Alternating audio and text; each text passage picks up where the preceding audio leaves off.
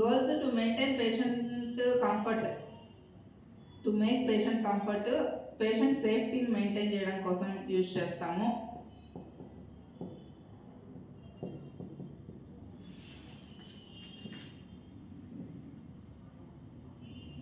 ఇంకా ఎందుకు యూజ్ చేయొచ్చు అంటే పేషెంట్లో పెయిన్ స్టిమ్యులస్ని తగ్గించడం కోసం యూజ్ చేయొచ్చు, to decrease the pain stimulus, to make patient safe discharge. ఇప్పుడు డే కేర్ ప్రొసీజర్స్కి వాటికి మొత్తం safe discharge is more important. ఎందుకంటే చిన్న డే కేర్ సర్జరీ కోసం వచ్చి పేషెంట్ ఎత్తాడు అంటే అది చాలా పెద్ద విషయం. సో పేషెంట్ సేఫ్గా డిశ్చార్జ్ అవ్వాలి అనుకున్నా కూడా ఆ యాజిటేషన్ ఏదైతే ఉంటుందో, సైకలాజికల్ రెస్పాన్స్ ఏదైతే ఉంటుందో అదంతా తగ్గించడం కోసం, to decrease the psychological response.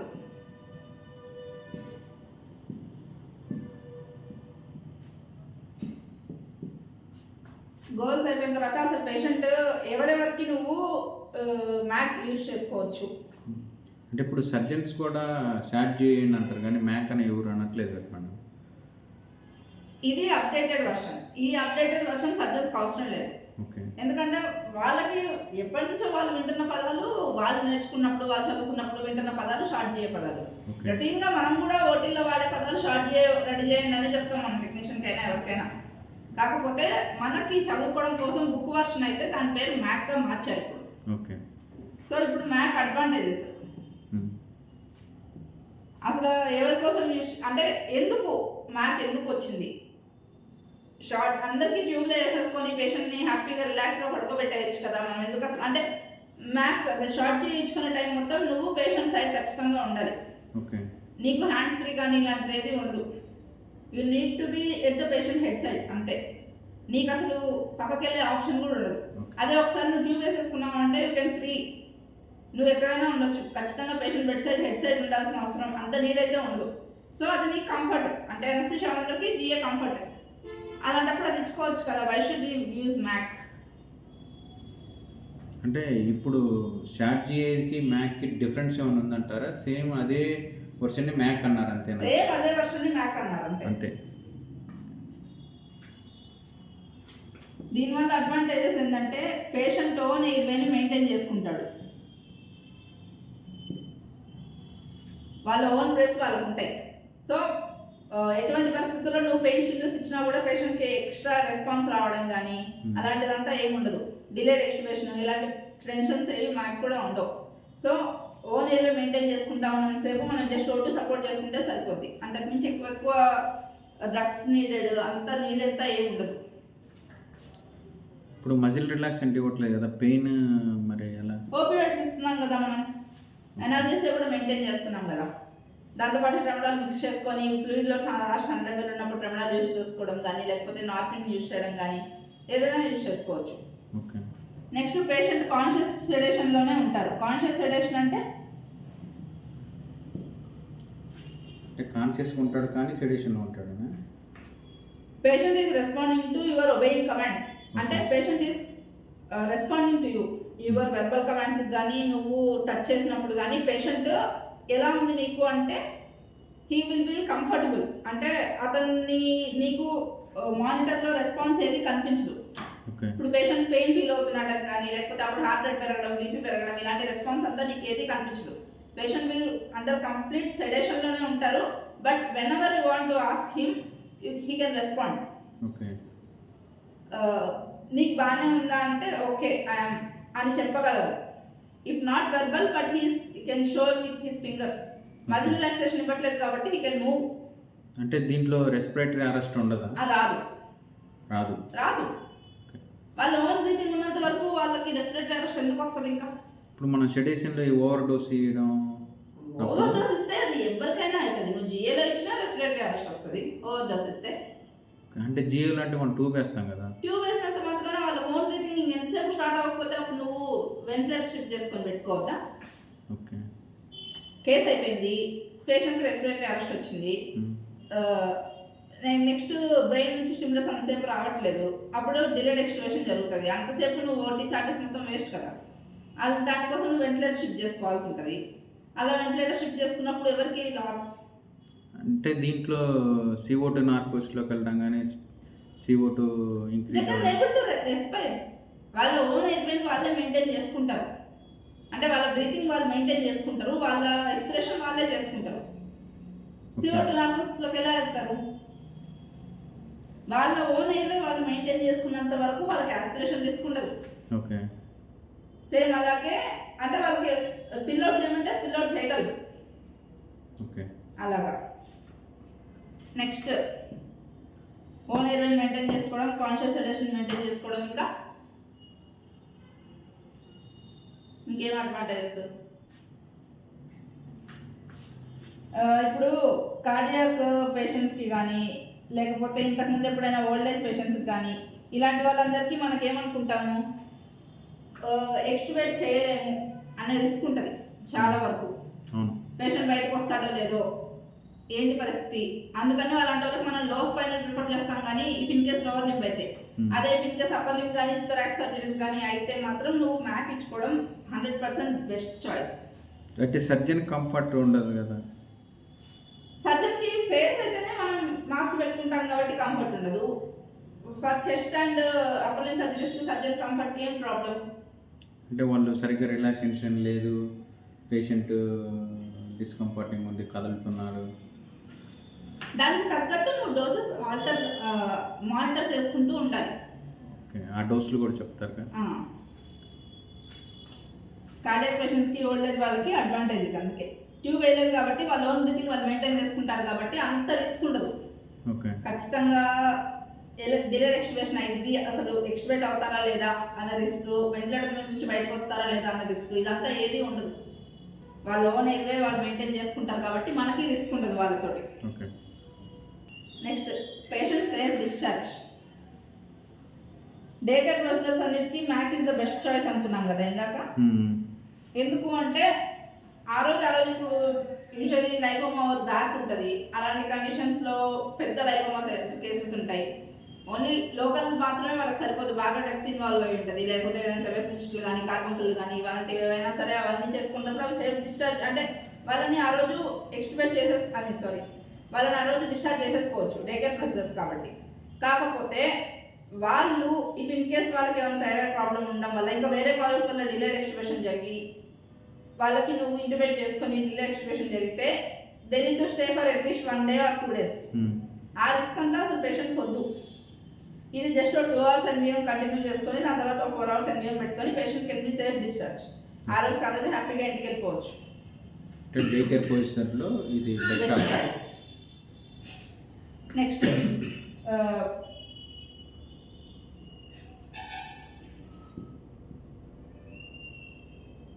ఇప్పుడు బ్యాగ్ అండ్ మాస్క్ వెంటిలేషన్కి దీనికి పెద్ద తేడా ఏమైనా ఉండితే? బ్యాగ్ అండ్ మాస్క్ వెంటిలేషన్లో నువ్వు ఎందుకు చేస్తావు బ్యాగ్ అండ్ మాస్క్ వెంటిలేషన్? అంటే ఇంటిబేట్ చేసేటప్పుడు చేస్తామనా? బ్యాగ్ అండ్ మాస్క్ వెంటిలేషన్ ఎప్పుడు చేయాల్సి వస్తుంది? బ్యాగ్ అండ్ మాస్క్ వెంటిలేషన్ ఎప్పుడు చేస్తావు? పేషెంట్కి ఓన్ ఎయిర్వే మెయింటైన్ అవ్వట్లేదు అన్నప్పుడు మాత్రమే చేస్తావు. అసలు దీనిలో రిస్క్ లేదు కదా నీకు. ఓన్లీ నార్మల్ O2 మాస్క్ పెట్టేసుకొని నువ్వు పక్కన నీ వర్క్ నువ్వు చేసుకోవచ్చు. డ్రగ్స్ ఇచ్చుకోవడము అవన్నీ నువ్వు చేసుకోవచ్చు.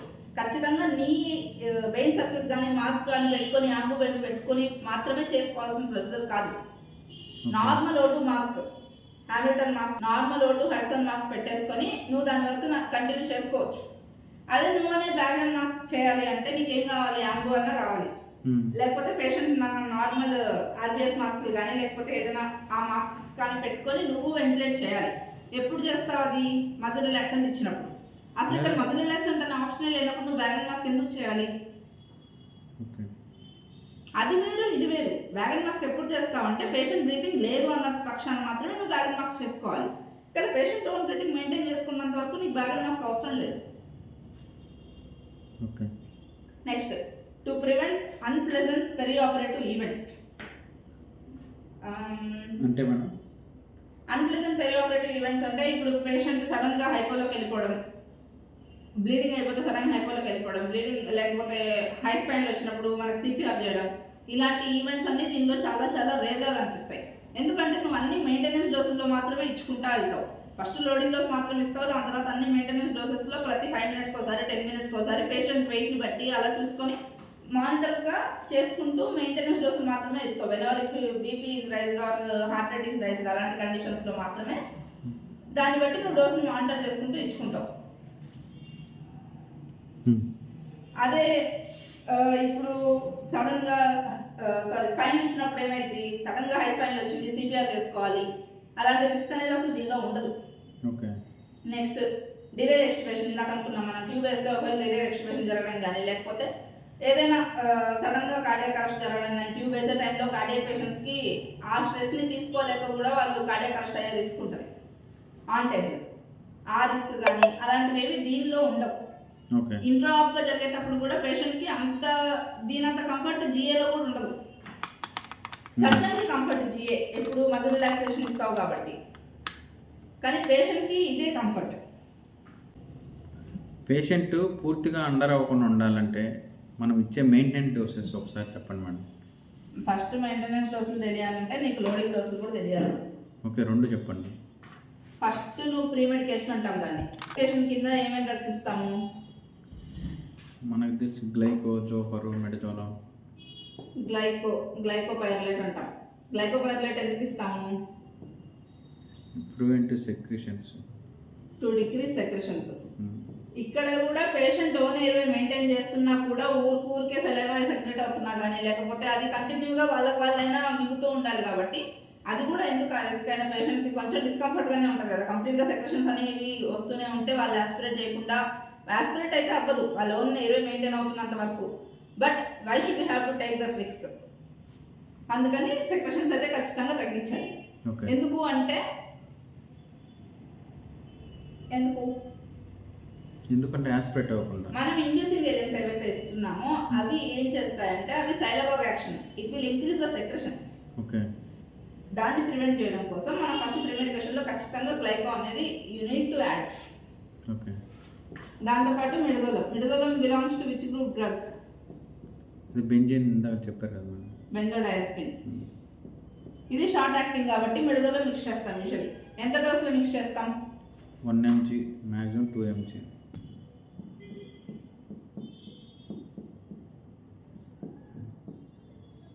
ఇది లోడింగ్ డోస్.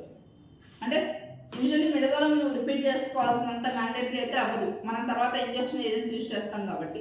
మిడజోలం మాత్రమే ఫస్ట్ ఈ రెండు మిక్స్ చేసి ఒకటే సిరంజిలో ఇచ్చేసుకోవచ్చు. Okay. Followed by next induction agents. Induction agents ఏమేమి ఇస్తాము అంటే ప్రొఫాల్. మనం యూజువల్లీ ప్రిఫర్ చేసేది అయితే ప్రొఫాల్, కీటమిన్ మాత్రమే. ప్రొఫాల్ లోడింగ్ డోస్ అంటే 100 mg 2 to 3 mg per kg. ఇది లోడింగ్ డోస్ మాత్రమే. మెయింటెనెన్స్ డోస్ ఎంత ఇచ్చుకుంటాము అంటే 1 mg per kg. Okay. First loading dose అంటే సపోజ్ 50 kgs వాళ్ళకి ఒక 100 mg ఇచ్చుకోవాలి first loading dose. If in case నువ్వు ఆ డ్రగ్ ఇంకా దేంతో మిక్స్ చేసుకొని ఇస్తున్నావు అంటే you can give the half dose of the loading dose when you are mixing with other drug. అది కాకుండా ఇప్పుడు వచ్చేది 1 mg per kg maintenance dose కింద. Next ketamine same 1 to 2 mg per kg. Okay. Ketamine వల్ల side effects ఎక్కువ ఉంటాయి usually, అందుకే రెండు మిక్స్ చేసైనా ఇవ్వాలి, లేకపోతే ఓన్లీ ప్రొఫైల్ ఇచ్చుకుంటారు కానీ ఓన్లీ కీటమిన్ యూజువల్లీ ప్రిఫర్ చేయరు. ఓకే. ఓన్లీ కీటమిన్ ఇస్తే ఏమవుతుంది అంటే దీనివల్ల కూడా దీనికి మెయింటెనెన్స్ వస్తాయి 1 mg per kg. ఎందుకు ఓన్లీ కీటమిన్ ప్రిఫర్ చేయరు అంటే దానివల్ల వచ్చే సైడ్ ఎఫెక్ట్స్ చాలా ఎక్కువ ఉంటాయి. ఏమేమి ఉంటాయి సైడ్ ఎఫెక్ట్స్ కీటమిన్ వల్ల? అంటే నేను చూసినట్టే వాళ్ళు మాట్లాడుకోవడం, చాలా వివిడ్ డ్రీమ్స్, హాలుసినేషన్స్ ఎక్కువ ఉంటాయి. వాళ్ళు గతకాలం గురించి మాట్లాడడం కానీ లేకపోతే నెక్స్ట్ కీటమిన్ వల్ల సైడ్ ఎఫెక్ట్స్ ఎక్కువ ఉంటాయి కాబట్టి ఖచ్చితంగా కీటమిన్ అనేది ఇంకో డ్రగ్తో మిక్స్ చేసే ఇచ్చుకుంటాం తప్ప కీటమిన్ ఒక్కటి ప్రిఫర్ చేసేది ఎప్పుడు అంటే ఓన్లీ ఫర్ చిల్డ్రన్ ఇంజెక్షన్ కోసం. ఓకే. పీడియాట్రిక్ కేసెస్కి ఇంజెక్షన్ కోసం వాళ్ళు అసలు లోపలికి ఓటీలోకి తీసుకురావడం చాలా ఇరిటబుల్గా ఉండడం, ఏడవడం చేస్తూ ఉంటారు కాబట్టి వాళ్ళకి అక్కడ సెడేషన్ యూజ్ చేయడం కోసం మాత్రమే ఆ కీటమిన్ ఐఎం డోస్ యూజ్ చేస్తాం. అది కూడా ఇప్పుడు కీటమిన్ నార్కోటిక్ డ్రగ్ కాదు, బట్ కీటమిన్ హైయర్ డోస్ ఇచ్చుకుంటే ఈ సైడ్ ఎఫెక్ట్స్ అన్నీ వస్తున్నాయి కాబట్టి కీటమిన్ అండర్ మానిటర్ ఆఫ్ అనెస్థెటిస్ట్ మాత్రమే ఇవ్వాలి. ఓకే. అవుట్ పెరిఫరల్స్లో కానీ పిహెచ్సిలో కానీ అంత యూజువల్గా ప్రిఫర్ చేయరు కీటమిన్. అంత కామన్గా దొరికే డ్రగ్ కూడా కాదు. Okay. Next డెక్స్మెడ్.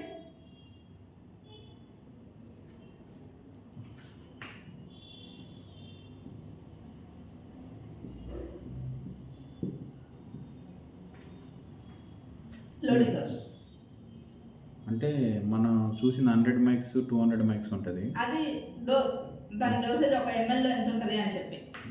Usually 1 ml 100 mics ఉంటుంది. దాన్ని మనం 5 ml per hour అలా పెడుతున్నాం అంటే మనం ప్రిఫర్ చేసే లోడింగ్ డోస్ ఎంత అంటే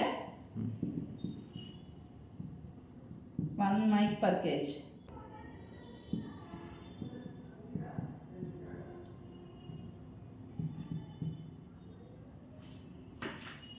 డెక్స్మెడ్ లోడింగ్ డోస్ ఎంత అంటే ఇది లోడింగ్ డోస్, ఇది మెయింటెనెన్స్ డోస్. లోడింగ్ డోస్ ఎంత ఇస్తాము అంటే 1 mic per kg. అంటే పేషెంట్ వెయిట్ బట్టి చూసుకొని 1 mic per kg స్టార్ట్ చేసుకుంటేనే నీకు డెక్స్మెడ్ ఎఫెక్ట్ కరెక్ట్గా చూపిస్తుంది. ఓకే. ఇఫ్ నాట్ అన్నప్పుడు మాత్రం నీకు పేషెంట్ అంత తొందరగా అండర్ అవ్వరు. కొంచెం స్ట్రగుల్ అవుతూ ఉండడం కానీ, వాళ్ళకి అది సరిపోకపోవడం కానీ అదంతా ఖచ్చితంగా ఉంటుంది నువ్వు లోడింగ్ డోస్ సరిగ్గా ఇవ్వకపోతే. డెక్స్మెడ్ అదొకటే, ఖచ్చితంగా లోడింగ్ డోస్ కరెక్ట్ డోస్ పడితే మాత్రం they will feel like super happy, రిలాక్సేషన్లో హ్యాపీగా ఉంటారు. అస్సలు ఇరిటబుల్ అవ్వకుండా చాలా కామ్గా హ్యాపీగా ఉంటారు పేషెంట్స్.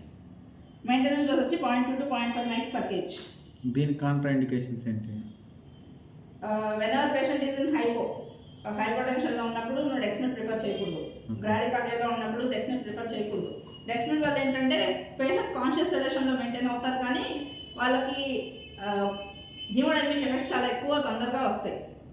సో వాళ్ళు తొందరగా బ్రాడీలోకి వెళ్ళిపోవడము, తొందరగా హైపోలోకి వెళ్ళిపోవడము జరుగుతుంది. కాబట్టి వెనర్ ద పేషెంట్ ఇన్ సెప్సిస్లో కానీ అలాంటి కండిషన్స్లో యూ డోంట్ ప్రిఫర్ డెక్స్మెడ్. ఓకే. అదే ప్రొఫాల్ కెటమిన్ అయ్యాటి యొక్క కాంట్రా ఇండికేషన్స్. ప్రొఫాల్ వల్ల కూడా నీకు హైపోటెన్షన్ మాత్రమే వస్తుంది. అంతకు మించి పెద్ద పెద్ద సైడ్ ఎఫెక్ట్స్ అయితే ప్రొఫాల్కి తక్కువ. కాకపోతే బై గివింగ్ ప్రొఫాల్ పెయిన్ ఉంటుంది. ఓకే. సో అది ప్రివెంట్ చేయడం కోసం నువ్వు ప్రొఫాల్ యూజువల్లీ ఎలా డైల్యూట్ చేసుకుంటావు అంటే ఒక 9 ml ప్రొఫాల్ తీసుకుంటే దానికి 1 ml లాక్సికార్డ్ అని ఉంటుంది కదా, లిగ్నోకెట్ 2% ఐవీ ఇంజెక్షన్ ఉంటుంది. లాక్సికార్డ్ 1 mlతో మిక్స్ చేసుకుంటే ఆ పెయిన్ ఆన్ ఇంజెక్షన్ ఏదైతే ఉంటుందో అది తగ్గిపోతుంది. ఇది కెటమిన్ మేడం. కెటమిన్ వల్ల మన సైడ్ ఎఫెక్ట్స్ అనుకున్నాం కదా ఆల్రెడీ, హాలుసినేషన్స్ కానీ ఇవన్నీ వస్తాయి.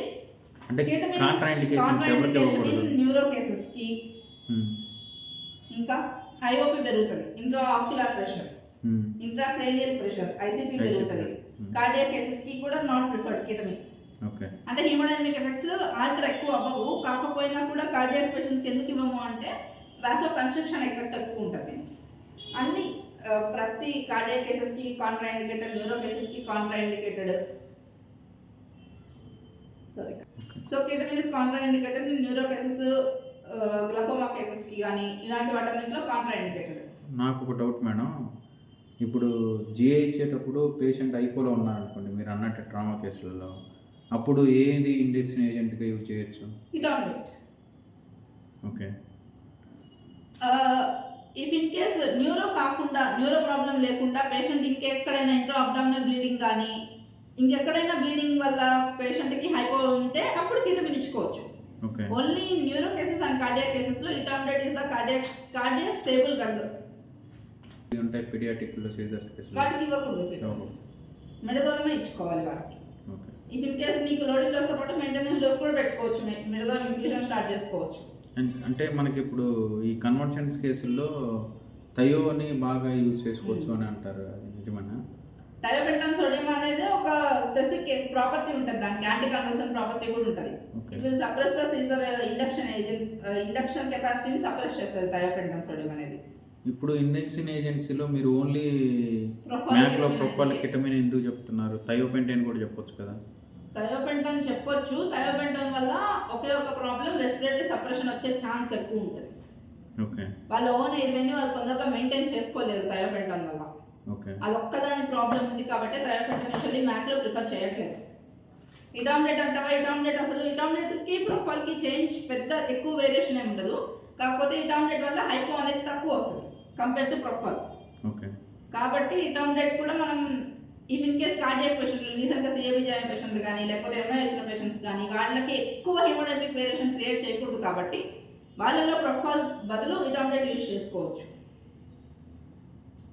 ఓకే కాకపోతే ఇటామిడేట్ రెగ్యులర్గా దొరికే డ్రగ్ కాదు. కార్డియాక్ సెంటర్లో మాత్రమే ఇటామిడేట్ నీకు రెగ్యులర్గా కామన్గా ఓటీలో యూజ్ చేస్తారు.